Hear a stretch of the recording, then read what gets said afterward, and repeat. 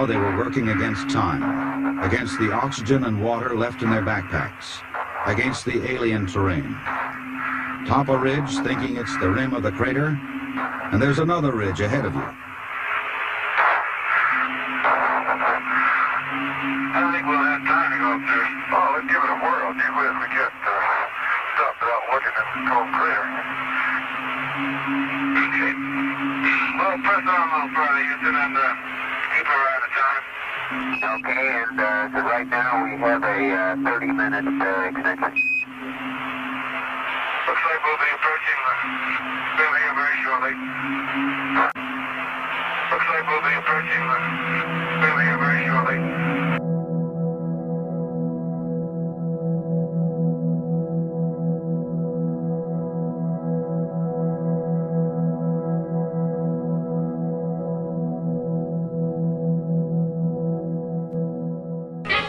Ladies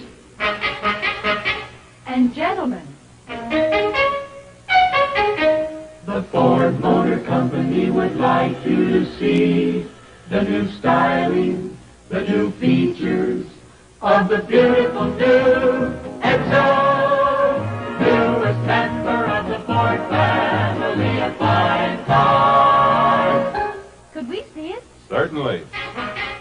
You never saw a car like the 58 XO. Never?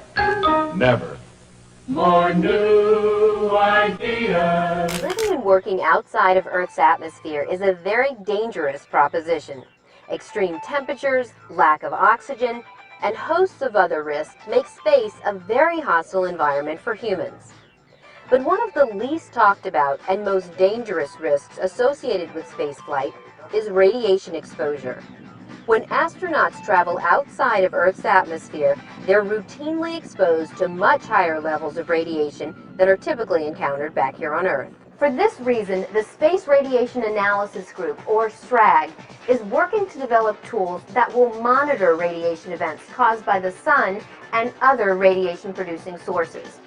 These tools will be used to help us better understand how to keep our crews safe from radiation exposure when traveling outside the Earth's atmosphere. I spoke with Mark Weiland at NASA Johnson Space Center to find out more. Our team here at SRAG is a great group of people who's charged with keeping the radiation as low as possible to the astronauts. And we do this with monitoring, with shielding analyses of new vehicles, and with real-time support and mission control. How is radiation measured in space? We have to use different kinds of monitoring techniques than you use on the ground. If you work in a hospital or a nuclear power plant, they have radiation instrumentation which measures very different types of radiation than we're concerned about in space. So the instruments we use are very different. We also have monitors on unmanned vehicles. The GOES spacecraft, which watches weather on Earth, also has radiation instruments on it that we use. And there's other instruments that are closer to the sun that we look at. We have to measure this radiation because it's very damaging biologically to the crew. We know this from research that shows space radiation can be more harmful to people than radiation here on Earth. And it's also a legal requirement. Astronauts are classified as radiation workers, and so we have to monitor their exposures. We also, by doing this, we know when they approach administrative limits and legal limits, and so that we can take action to prevent them from getting there. Where does radiation in space come from? Actually, it comes in 3 different places when we're in low Earth orbit, like on Space Shuttle or Space Station. We have radiation from our trapped radiation belts, the Van Allen belts. We have radiation that comes from outside our solar system called galactic cosmic radiation. We also have radiation that comes from the sun during big solar particle events. Now, the sun has an 11-year cycle. It goes from very minimum amounts of activity to very maximum amounts of activity. And during the maximum amounts of activity, we have lots of solar particle events and solar flares, and we can get radiation from those events. Now, when we're going back to the moon and we're outside of the Earth's protected belts, it's going to be much more dangerous for the crews. We can cause acute effects. The crew can get sick very rapidly, unlike they can on Space Station or Space Shuttle. After about a half-century of human spaceflight, radiation detection and predicting space weather events is still not an exact science. Unfortunately, we cannot accurately determine when large particle ejections, called coronal mass ejections, or CMEs, will occur. A large CME can contain billions of tons of matter that can be accelerated to several million miles per hour. At these speeds, particles can reach Earth in a very short period of time. When the particles reach us, They collide with our magnetosphere and create auroras over the polar regions. Although beautiful to watch, the events which lead to this phenomenon can be very damaging and dangerous to astronauts outside the protection of the magnetosphere. In fact, between the Apollo 16 and Apollo 17 moon missions, a large solar particle event occurred. If astronauts had been in space during the event, the doses of radiation they would have been exposed to could have produced severe health effects within a short time. This is one of the main reasons better radiation prediction and monitoring are a focus of study. How much time do you have to predict solar flares? Well, it's actually very difficult to predict space weather. Just as we have a very hard time predicting hurricanes and tornadoes here on Earth, it's very difficult to predict when a solar flare is going to happen. A lot of solar physicists around the world are working on that problem, but right now we don't take action with the crew until we measure an increase in radiation. We are looking at trying to predict when there's an all-clear period. That'll allow us perhaps to do an EVA on the surface of the moon when we know there's a 90% chance we won't have a bad solar flare within the next 2 days. Yeah, the sun has an 11-year cycle, and every 11 years it goes from solar minimum, 5.5 years later solar maximum, and then back to solar minimum again. During solar minimum, there are very few sunspots, if any, and thus no solar flares. All the solar flares and solar particle events come out of the sunspots. During solar maximum, we have a lot of activity going on with the sun, and we have a lot of solar particle events. So during solar maximum, we're very active in mission control, trying to keep the crew from getting too much radiation from those events. Is there a difference in the sources of radiation in space? There actually is. From solar particle events, we can protect the crew from that type of radiation. From the galactic cosmic radiation, it's very heavy ions, high energy types of particles that we cannot shield against. It would take too much shielding and is cost prohibitive to put that much mass up there. And the reason we try to keep the crew's dose as low as reasonably achievable is because any increase in dose is directly proportional to an increase in the probability that they'll get a fatal cancer. And unlike many of the risks that astronauts are exposed to, and there are many, radiation is one of the few risks that they will carry with them the rest of their life. Do you think our predictive models will change dramatically for future missions? Actually, I think they will get better. I believe that all the science that's being done by all the solar physicists and the space physicists is going to lead to better predictive models. They're doing a lot of great work. They're launching a lot of new missions, and those missions are there to explicitly study the types of physics that will lead to these better models. As we prepare to go back to the moon and Mars, our team here at SRAG is extremely excited to be a part of that effort of keeping astronauts safe. For me and my team to be standing over in mission control when we step foot on the moon again would be one of the greatest achievements of my lifetime.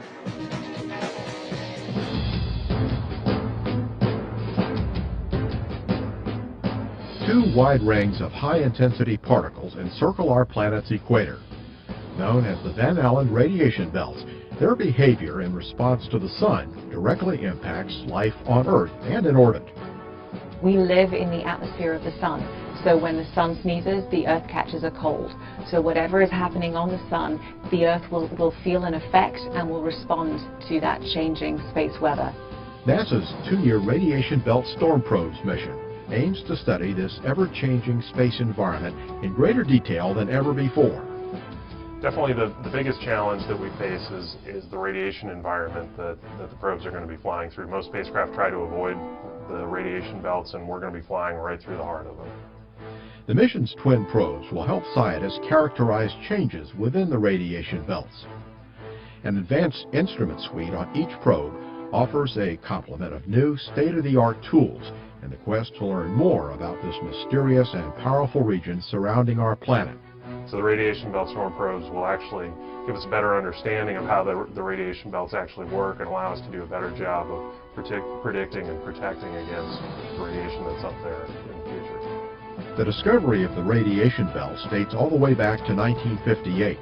That's when NASA launched its first spacecraft, Explorer 1, built by James Van Allen and his team from the University of Iowa. More than a half-century later, RBSP will carry an array of instruments designed to measure the properties of charged particles feeding through the radiation belts, as well as the plasma waves, electric fields, and magnetic fields that transport and guide those particles. There are particle instruments that literally go from very, very low energies around the plasma energies that we're very interested in, the slow-moving, cold, dense plasma that we want to measure, up to extremely high proton energies that we see, they're the dangerous, very fast-moving, very high-energy protons that are in the inner belt. We also have instruments that measure both magnetic and electric fields. The RBSP mission is part of NASA's Living with a Star program, which is managed by the agency's Goddard Space Flight Center in Greenbelt, Maryland. Built by the Johns Hopkins University Applied Physics Laboratory in Laurel, Maryland, the 8-sided probes are basically identical. Each weighs in at more than 1,400 pounds and measures about 6 feet wide by 3 feet high. But don't let their compact size fool you. The sensors measuring magnetic fields are mounted on booms that will extend nearly 10 feet from the spacecraft. And the electric fields instruments are set at the ends of long antennae, which will stretch up to more than 160 feet away, tip to tip, the length of a football field. These booms are tucked away inside the spacecraft during launch. They'll be deployed after the probes reach orbit. The long booms help distance these sensitive instruments from the immediate vicinity of the spacecraft's own electric and magnetic fields. Data filters and metal shielding on spacecraft electronics also helps prevent interference. The result is a magnetically and electrically clean spacecraft. And so as we're going through these big solar storms and these high radiation environments, the instrumentation will just keep going, our data recorders will just keep going, and we'll be able to capture all that great information about what's going on. But before RBSP and its science team can get to work, it has to endure the journey into space. This isn't the first time NASA's Launch Services Program has prepared 2 probes for liftoff. In 2006, the twin stereo spacecraft were launched, and just a year ago, the launch team was gearing up for the Grail mission, which sent 2 spacecraft to the moon in September 2011. For Grail, we were able to launch the 2 Grail probes side by side within the fairing, and that was because they were much smaller and about half the weight of RBSP. RBSP, larger spacecraft, we're going to launch them in a stacked configuration with the A spacecraft on top inside the Atlas V payload fairing. The twin spacecraft are launching from Cape Canaveral Air Force Station aboard an Atlas V rocket built by United Launch Alliance. NASA has an excellent history with the Atlas V rocket. As a matter of fact, we are 100% 6 for 6 launching on Atlas V. We have launched missions to Jupiter, Pluto, the Sun, the Moon, and 2 missions to Mars. So we're very excited with RBSP being the 7th NASA mission on an Atlas V. During pre-launch integration and testing, working with 2 probes rather than the usual 1 was fairly straightforward for the team. Essentially, for most of the processing integration, it's a single spacecraft, but when you get down to the aspects of the details of the separation and some of the on-orbit operations, it's 2. After launch, each spacecraft will head off into a different orbit. That means the rocket Centaur upper stage has to spin up and deploy the first probe, and then stop the spin and move to a new orientation for release of the second probe. And you got to actually point in the right direction, spin it back up again, separate the second one, then you got to spin the Centaur back down again, and quietly back away.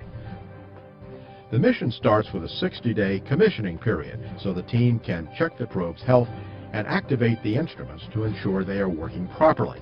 It's also when the team will extend the instrument booms away from the spacecraft. Just like a figure skater, as they start putting the arms out, they're going to slow down. And so we spin the spacecraft up and do partial deploys on those booms, and then spin it up and do another partial deploy on those booms. And it actually takes about 2 weeks to get all of those booms deployed all the way out. The orbiting probes will lap one another, traveling at varying speeds and distances, sometimes close together, sometimes far apart, but always within the radiation belts. Having 2 probes will give scientists a way to compare data and see whether each change they see is isolated or part of a larger trend. So if you imagine having 2 buoys in the ocean, and one goes up and comes down again, you don't know anything about what caused that to go up and down. If both of them go up, then you know you've got a very big feature that is affecting both of them at the same time. If you have one goes up and then the other one goes up, well, you can measure how fast that wave has traveled between them and what direction it's going into. And if only one comes up and comes down again, then you've got a very, very localized feature that didn't travel anywhere. The RBSP team has been working for 11 years to bring this mission to fruition. Launch day can be a bittersweet time after so many years of preparation. There's a fair amount of nerves that go along with building a spacecraft, designing it, testing it. We're always finding things that could work better or don't work the way they should that we have to go fix. So once we get through launch and get the spacecraft up there and check them out, it's really going to be a great sense of relief, but a great sense of accomplishment too. We've got an amazing team that's been working on this for a long time. I've had this mission longer than I've had my children. So for me, it's just, it's probably like sending your children to college or something. You know, you bring them up the best you can and then you push them out into the world. And I guess the good thing is mine will write home every day. It's fundamental physics with a practical application, and that's what makes this mission so cool.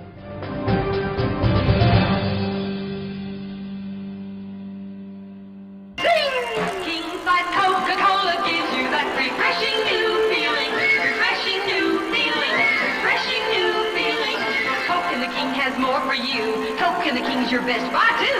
Coke and the King's the great big value. King-size Coke.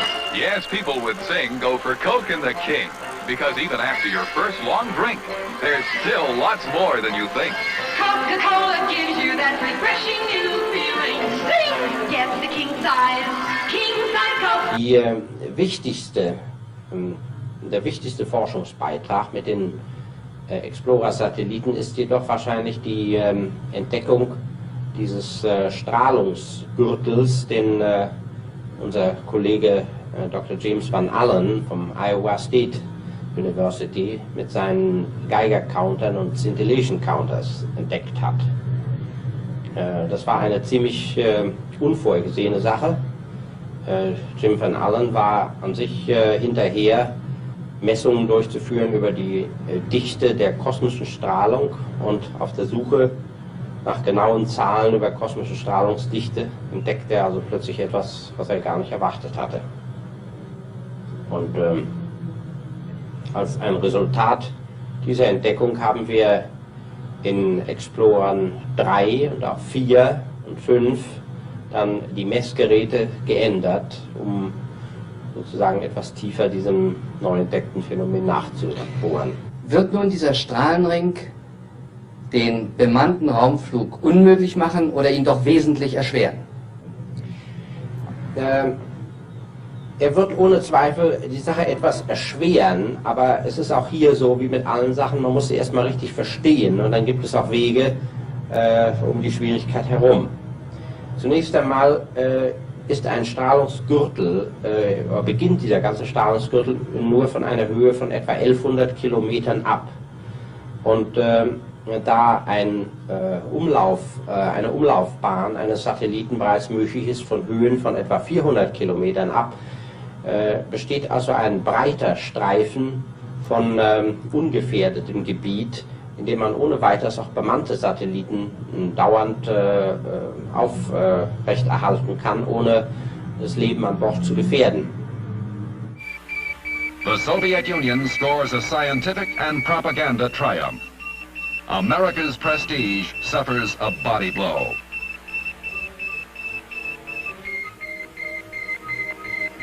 A month later, a second Soviet satellite goes aloft. The red sound in space becomes a duet.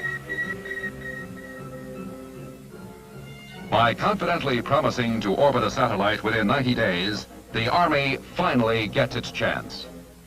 November 8, 1957. General Medeiros summons key ABMA personnel to a conference. He tells them the Army has been given the green light at last. As the Army team readies its flight-proven Jupiter-C, the nation's first satellite attempt is made with the Vanguard. Given time for adequate testing, the Vanguard might perform as designed, but there is no time in December 1957 after the Soviet space achievements. The nation's first satellite attempt ends like this.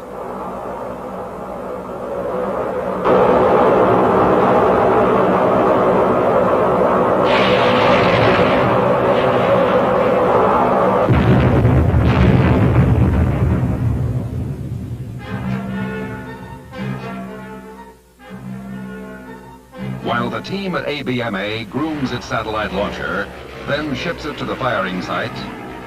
Other members of the Army project at JPL assemble the 18-pound satellite.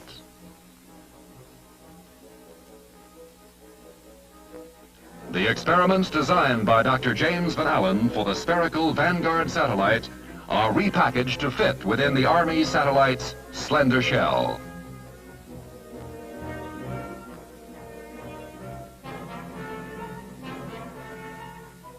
January 31st, 1958. 84 days after getting the assignment, the Army stakes a claim in space for the free world.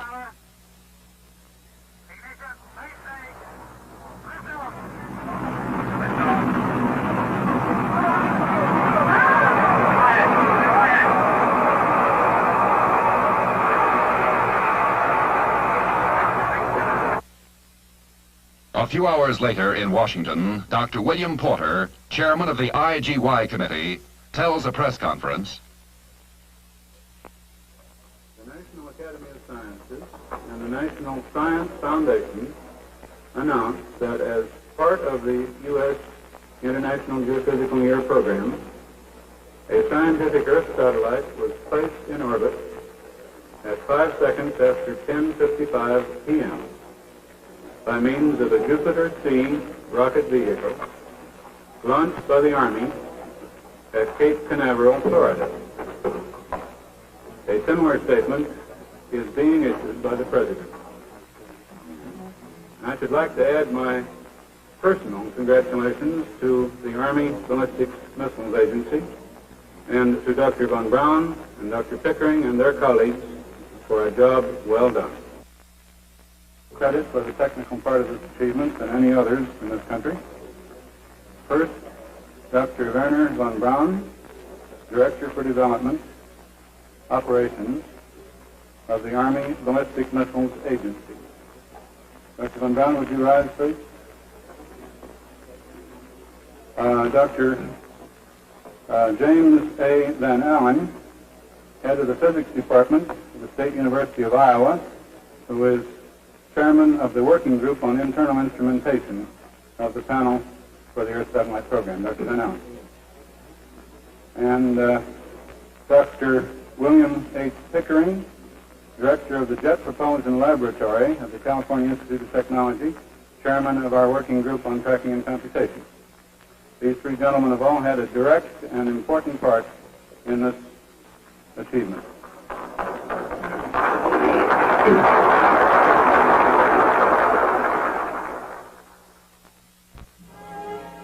The momentous achievement of orbiting a satellite will shortly be given new significance as instruments in the satellite, Explorer-1, send back data enabling Dr. Van Allen to chart the great radiation belt in space that will bear his name.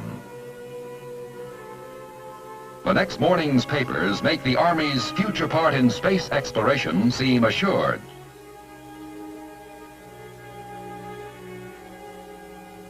Now, in the weeks that follow the launching of the first satellite, demonstrated capability in space brings the Army a host of new assignments. 2 more satellites are orbited with Jupiter-C vehicles.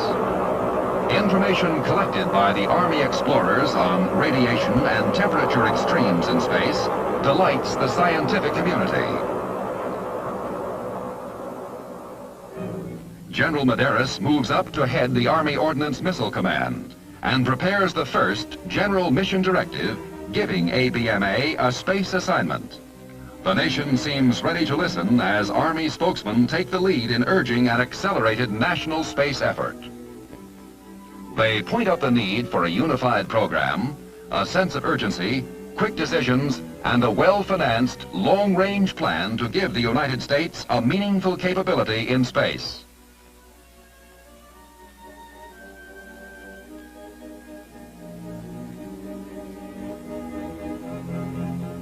Space projects are accomplished without delaying missile development. When the Army is directed to fire probes toward the moon, the mighty Jupiter is ready to fill the need for a more powerful rocket vehicle. It becomes the first stage of the new carrier rocket called the Juno 2.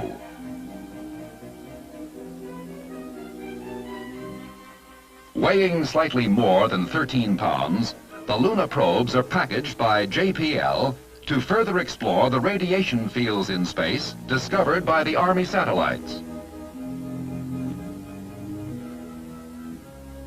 As the Luna probes are readied, Congress takes the first step toward a unified national space effort. The National Aeronautics and Space Administration is created and assumes overall control of the project.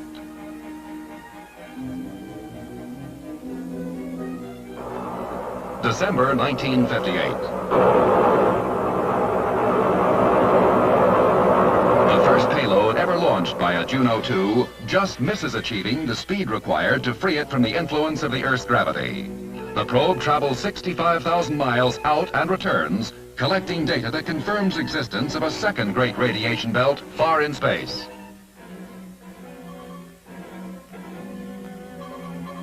The stakes in the game are raised again as the Army prepares its second lunar probe.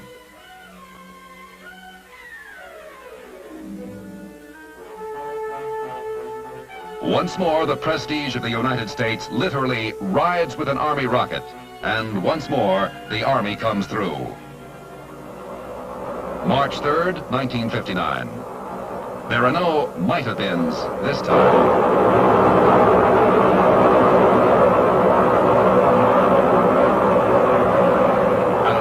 Past midnight, the free world's first successful probe into space is set on its way. Passing within 35,000 miles of the moon, it goes on to orbit the sun.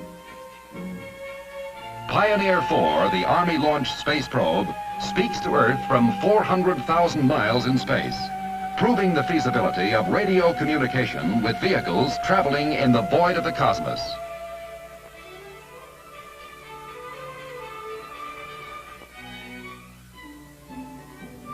And while this is in progress, other members of the Army team work towards still another goal in spaceflight. They call their project a bioastronautical experiment. The world's press is to name it simply the Monkey Shoot, after two young ladies named Abel and Baker. With NASA again sponsoring the experiment, the Army, with assistance from the Navy, prepares to send the two monkeys into space in air-conditioned capsules fitted within a Jupiter missile nose cone that also carries its normal military missions. May 28, 1959. Just before dawn, the monkeys begin their trip. Instruments on the ground monitor their reactions to the terrific acceleration. From 300 miles in space, Abel's heartbeat signals all is well. Less than an hour after the firing, the Navy recovery team has the nose cone on board ship. The capsule containing Monkey Abel is withdrawn. The space traveler emerges. Alive and unharmed after enduring the shocks of re-entry and deceleration, the monkeys have blazed an Army trail for the men who will follow them into space. Several months earlier, NASA has selected the Army's old reliable, the Redstone missile, for the most important of all rocket flights, the first with human passengers. The Army team is chosen to conduct these firings, the prelude to manned spaceflight.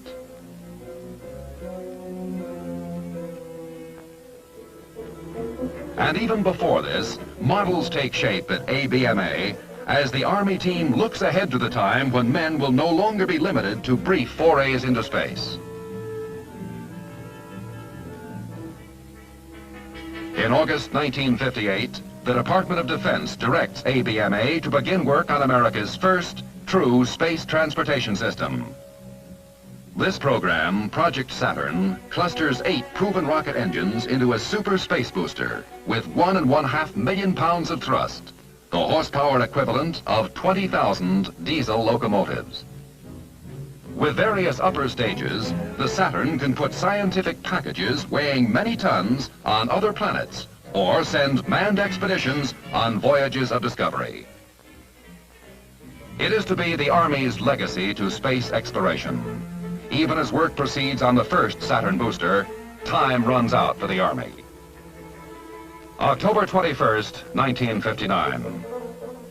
In line with a national policy of peaceful exploration of space, the President directs transfer of some civilian members of the Army team at ABMA and Project Saturn to NASA. Although the Army will continue missile development, Army rocket vehicles will no longer carry the nation's space explorers.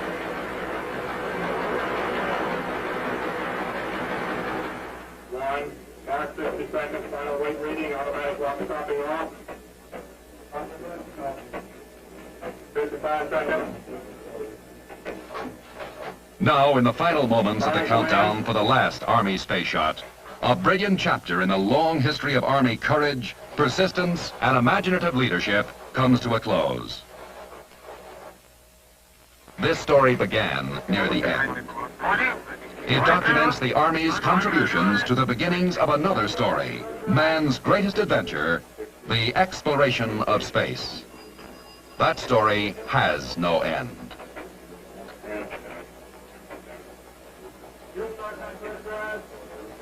Five seconds. 5, 4, 3,